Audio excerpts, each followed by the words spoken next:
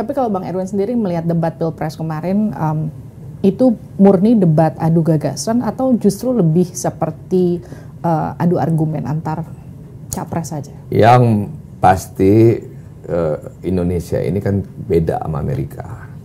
Kita ini masih ada budaya timur kita, culture kita juga masih kuat.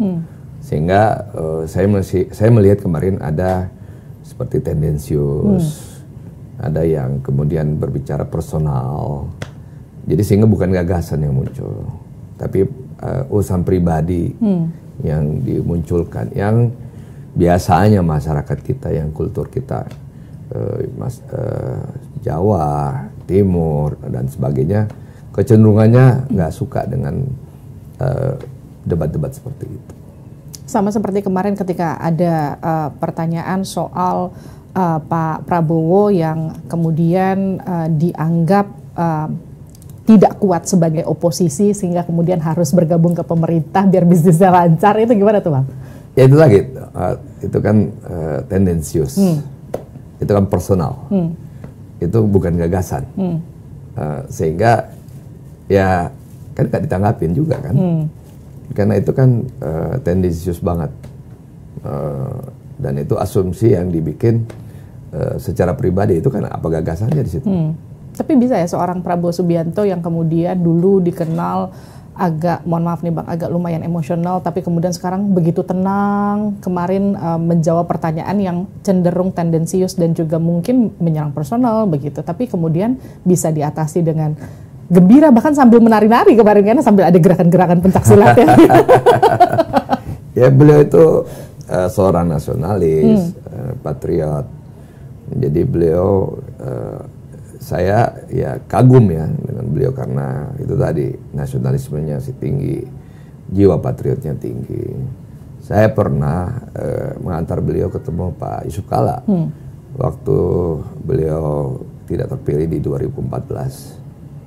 Saya antar waktu Pak Yusuf Kalla masuk sebagai wakil presiden, masuk istana Wapres waktu itu di Kebun Sirih.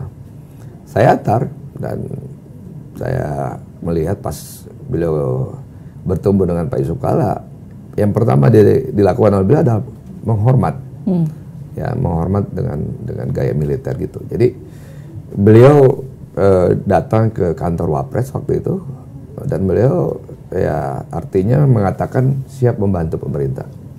Walaupun 2014 beliau di luar kan, belum di dalam. Tetapi ya disitulah saya melihat beliau adalah seorang yang cinta tanah air, seorang patriot.